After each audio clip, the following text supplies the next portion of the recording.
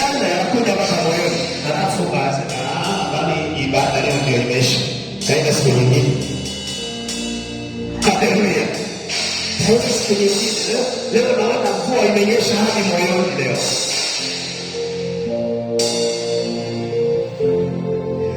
Kuna kitu kingine nashangaa, unaweka mkutano, unaweka ibada, ule muda wa ibada unapofika tayari hali inatokea, nini inatokea, alafu mvua inanyesha, watu wanakimbia.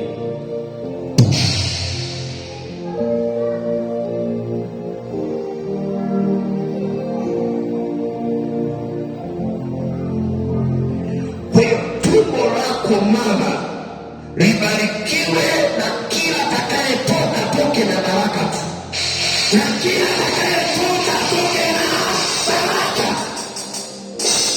Mwanao abarikiwe, wewe ubarikiwe, kizazi chako kibarikiwe, wote wabarikiwe, familia yako ibarikiwe, wewe zako. Haleluya! Haisikani watu ambao wanamtafuta Mungu wawe wateseke.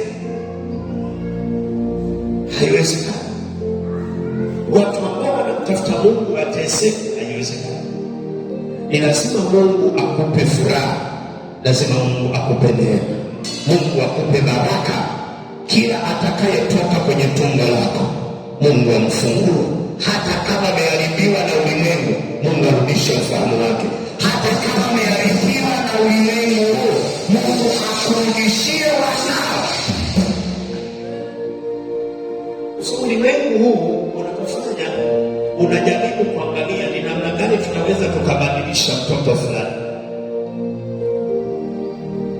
namna gani tunaweza tukambadilisha.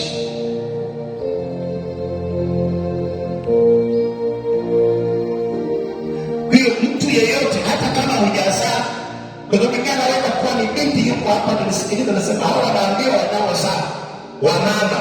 Sikiliza, ukitoka hapo wewe ni mama, kuna wakati unafika utaenda kuzaa. Wengine nakuta wanafunga mapema, basi ni mabinti, wengine nakuta wanafunga wakati wewe ameanza kuvunda huko, ile damu ya hedhi, kuna wachawi wanaitafuta, wanakufunga nayo, wanaenda kuolewa, huwezi kuzaa, wanaenda kuolewa, unajikuta ulishafunga.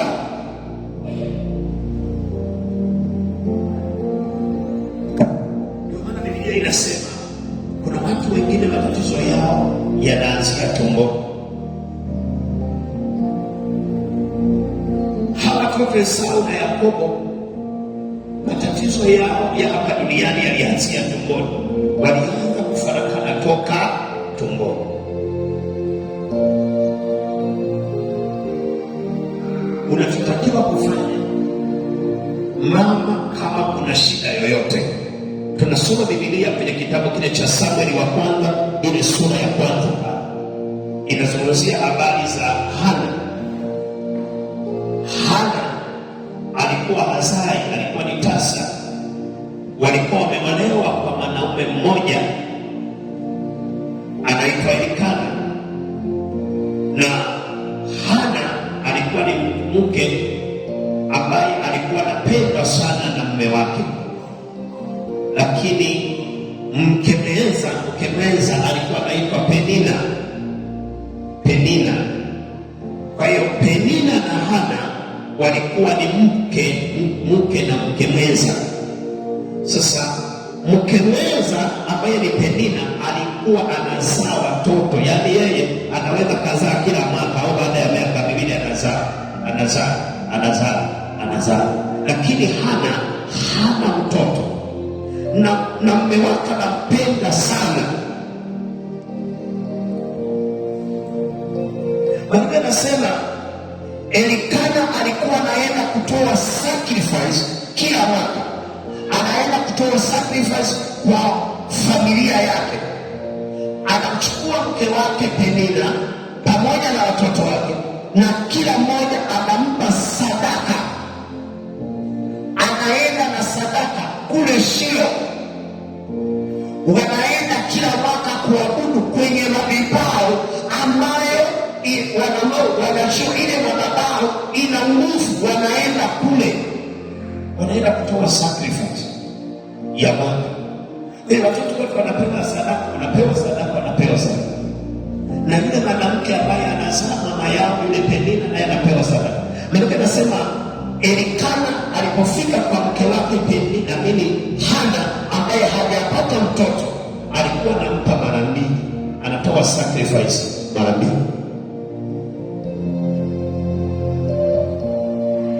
Wewe nasema yule mwanamke ambaye ni Penina akawa anamchokoza yule mama ambaye ni tasa. Namwambia mwanamke kuzaa, mwanamke kuzaa. Wewe mwanamke gani unazaa unajaza choo hapa, hamna chochote. Mimi nimezaa. Kwa hiyo wanawake wenye nguvu hapa kwenye familia ni mimi, nimezaa na kweli ana watoto pale. Mama wa watu hana hata la dawa. Mama akawa analia usiku kucha, analia hata kula mashindwa kula. Kaya kwa mama na kimwana analia, kanamcheka, anamwambia halo, nakoma kama mdharau, kama mwangalia, kama mwana huyu mama hazai. Akiona yale maneno anayeambiwa na mkemeza, analia hata nakataa na kula. Mewaka kamuuliza siku moja, Luka analia na amekataa kula. Anamuuliza, mbona unalia? Huna raha, huna furaha, huna amani, unalia tu. Mume wake akajua huyu analia kwa sababu hana mtoto. Akamwambia, usilie, mimi ni bora kuliko watoto 10. Akamwambia, hapana, hata kama ni bora,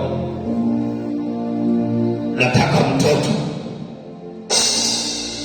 Yule mama akawa anaenda Shilo, anaenda kanisani.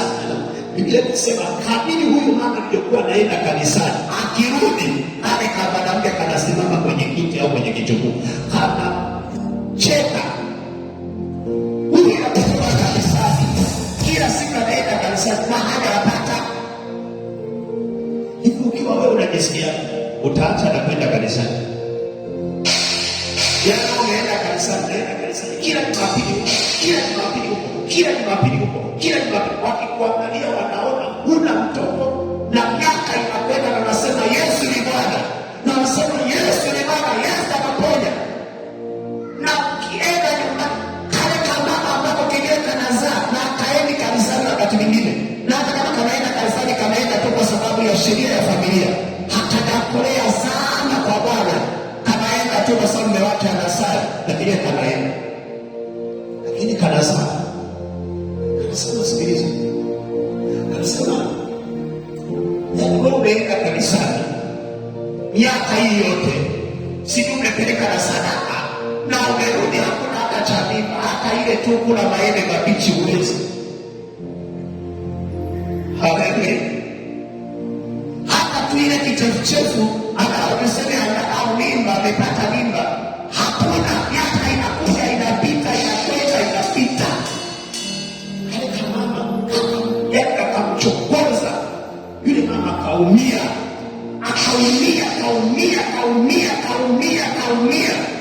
Baadaye siku moja akaenda kanisani. Sema, mimi leo nataka nishinde, nikae nyumbani mwa Bwana, sitaki niende na mtu, nitaenda kanisani mimi mwenyewe, naenda kumlilia Bwana.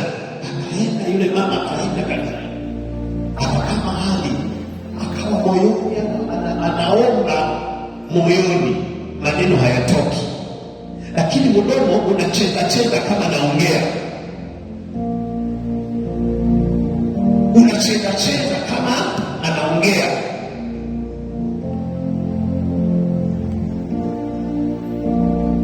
Eli alikuwa kanisani, kuhani wa Bwana,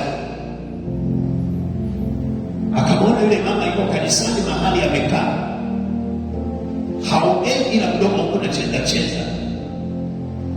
Akajua huyu mama amelewa, ameamua kuja kukaa kanisani, maana kipindi cha hata waliolewa wanakuja kanisani. Hata waliolewa wanakuja kanisani. inatakiwa hili kanisa wakati mwingine linakusanya watu wa kila aina. Kuna wengine ni walezi, kaja huyu mama kalewa leo. Unakwambia wewe mama vipi? Unalewaje saa hivi asubuhi? Yule mama akasema mimi sijalewa, mimi ni mtumishi wako, sijalewa, ila nimemimina roho yangu mbele za Bwana, niko ninaomba, nina uchungu sana. Na kumwambia na uchungu wa nini? Yule mtumishi wa Mungu akamwambia, nenda kwa amani na Mungu akujalie kile ulichomuomba. Haleluya. Kwa maana wakati mwingine maneno ya watumishi wa Mungu wa kweli ni ya maana sana ukiyashika na ukiyaamini. Ukiyashika maneno ya mtumishi wa Mungu wa kweli ukayashika, utafanikiwa. Kwa hiyo mtumishi wa Mungu akamwambia, nenda kwa amani, kile ulichomuomba Bwana leo akupatie. Alipotoka anasema Elikana akamjua mkewe, maana akae kimwili, alafu akapata mimba. Alipopata mimba, akapata mimba ya Samuel, nabii wa Bwana. Kuna watu ambao wanasitulako sana, kuna watu ambao wanasitulako sana, wanapambana sana, lakini maisha yao hayapei. Ni matasa, miaka inapita mpaka wengine ndoa zinakufa. Wakati mwingine inaniuma kuona mtu anaolewa ndoa nzuri kabisa, alafu baada ya miaka 5 bila mtoto, ile ndoa inakufa.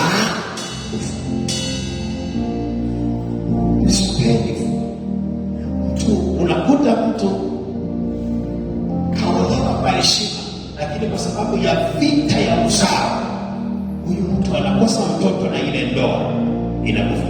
Na ukiolewa au ukiingia kwenye ndoa ukaona vita kwenye ile ndoa imeshikilia kwenye eneo la uzazi, ile vita haitafuti uzazi, ile vita inatafuta ile ndoa. Kupigana vita vya kiroho, kila hali unayoiona uikatae. Ukiona mazingira yoyote, ingia kwenye vita vya kiroho, omba Mungu kwa bidii. Yule mama alipoingia, yule Hana aliingia kwenye maombi, akaomba mpaka akaanza kuweka na nani, sema Mungu ukiniona ukanifungulia neema, nikafunguliwa tumbo, nikabeba ujauzito, nikazaa mtoto. Ndio akamwambia, naomba unipe mtoto wa kiume. Yuko kwa Bwana, naomba mtoto wa kiume, na akasema mtoto atakayenipa nataka awe mtumishi wako. Haleluya. Nataka awe mtumishi wako. Kuna wakati mwingine ukipitia hali fulani, unatakiwa uende mbele za Bwana kwa maombi na kwa nadhiri. Kuna wakati mwingine unakuta, unajua wakati mwingine maombi ya nadhiri yanaondoa, yanapambana na vitu vizito. Unaambia Mungu, naomba katika kipindi hiki nikiwa hivi, nitakapoenda mpaka mwisho salama, nafanya 1, 2, 3. Ikiwa wakati mwingine nakutana vita kwenye eneo fulani, fanya maombi. Wakati mwingine weka nadhiri na Mungu. Mungu, ukiponya mwanangu nitakutumikia. Ukiponya tumbo langu, ukaniondolea kitu fulani, nitakutumikia. Ukifunza kuweka nadhiri, maombi ya nadhiri. Bwana Yesu asifiwe. Ndio maana watu waliomba wakaweka nadhiri, waliomba wakaweka nadhiri, na kusema tu, Mungu ukinisaidia katika hili eneo nitafanya 1, 2, 3. Ndio kanunua ile jenereta 6,500. Bwana Yesu asifiwe. Akanunua ile jenereta 6,500. lakini aliona kuna vita ambayo hawezi ipigana kwa maombi ya kawaida. Kuna aina ya vita usipofanya kitu cha tofauti upenye. Ukizoea maombi ya kawaida na ukizoea zile sadaka zako za kawaida, kuna maeneo mengine hutapenya. Bwana Yesu asifiwe. Hana akasema nataka nitoe, na nitakapotoa nataka mtoto atakayenipa ndiye namtoa. Na kama Mungu nampeleka nyumbani hapana au mtumishi wa Mungu. Sasa ni lazima ukiwa kuna vita fulani na kutana nayo katika eneo fulani, fanya kitu cha tofauti. Jumapili tunajifunza somo la mbegu, kupanda mbegu. Kuna mahali ambapo unafika mahali unapanda mbegu ambayo itakuja kuzaa, na ile mbegu ukipanda leo hauvuni leo, kwa sababu kanuni ya kupanda unavuna baadaye. Kanuni ya kupanda unavuna baadaye. Wewe unapopanda unavuna baadaye. Ndio maana ukitaka Mungu afanye kitu cha tofauti, fanya kitu cha tofauti. Tofauti na hapo utaishi maisha ambayo ni moderate, kiwango ambacho ni cha kawaida, kiwango ambacho ni cha kilichozoeleka. Niliwaambia mfano kwenye habari ya kupanda mbegu. Niliwaambia mfano, unamwona Dangote. Dangote leo ni tajiri mkubwa Afrika, lakini aliwahi kwenda akamgusa mtumishi wa Mungu, akatoa nauli ya ndege ambayo alikuwa ameilipia yeye, anasafiri. Mtumishi wa Mungu anasafiri kwenda Marekani, amekosa siti. Dangote akatoka kwenye siti na akaachia ile nafasi kwa ile mtumishi wa Mungu. Mtumishi wa Mungu anasafiri, Dangote akailisha na kuomba nauli. Yule mtumishi wa Mungu akasafiri kwa nauli ile ile na kuomba kurudishiwa, akapanda mbegu. Mtumishi wa Mungu akamwambia Benson Idahosa, Archbishop ambaye ni askofu mkuu kule Nigeria, akamwambia Mungu umesimama kuniheshimu, kuheshimu mtumishi wa Mungu, dunia ikuheshimu. Biashara zako zifanikiwe na zivuke viwango vya Afrika. Leo hii Dangote ni tajiri Afrika na duniani anajulikana. Ukiona mtu amepenya, kuna kitu alifanya cha tofauti. Bwana Yesu asifiwe. Ukiona mtu amefanikiwa, usikimbie kama yule mtu amefanikiwa, kwaje amefanikiwa? Muulize alichofanya. Aliwahi kufanya kitu, lakini soma Biblia kasema iwapo wapandao kwa machozi, lakini wanavuna kwa kelele za furaha. Kuna wakati mwingine ukiwa unapanda unalia, kuna wakati mwingine ukiwa unatoa sacrifice unalia.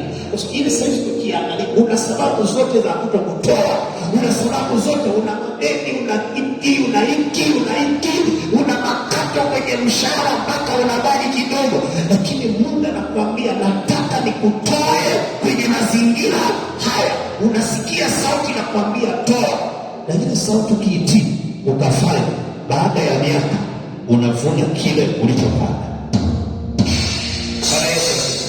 Sasa akipanda leo, asubuhi akiamka, mahindi yamechanua. Mahindi yamechanua. Na panda leo mpunga, nikiamka tu mpunga huo hapo. Hiyo kanuni ilitoa wapi? Bwana Yesu asifiwe. Kanuni ya kupanda unavuna baadaye. Nani akipanda mahindi baada ya mwezi mmoja anaenda kuchuma mahindi yako?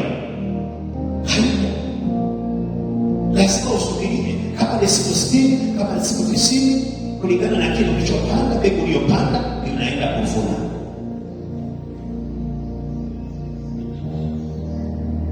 Kwa hiyo soma maneno ya Mungu, mtu aelewe ya kwamba kile unachofanya leo kitakuwa ni baraka baadaye. Kwa kuna mtu mwingine ukimwangalia leo anapanga na chuma, anapanga na nia, sacrifice, lakini anabaki bado mia. Nasema jamani, nafanyaje? Huwezi nafanyaje hapa? Haleluya! Nani anawahi kutoa mshahara atupe na nini experience? Haleluya! Yaani unalipa tuseme $500, alafu Mungu anakwambia nipe mshahara wako wote. Ukipata huo mwezi unalipa yote, huo mwezi unaishi. Yesu asifiwe. Huo mwezi unaishi, lakini kwa sababu na mheshimu Mungu unatoa. Na ile mbegu unayopanda kuna wakati itazaa, na ikianza kuzaa watu wanasema you are Freemason. Bwana Yesu asifiwe. Hiyo wataanza kusema jamaa sio wa kawaida, huyu jamaa haiwezekani, hizi mara amezitoa wapi? Huyu tajiri anatoa, aliwahi kutoa akiwa analia. Niwaambia mfano, yuko mtumishi wa Mungu mkubwa hapa Tanzania. Niliwatolea mfano, nikamwambia alienda kwenye semina ya mtu kutoka Korea, mtumishi wa Mungu tajiri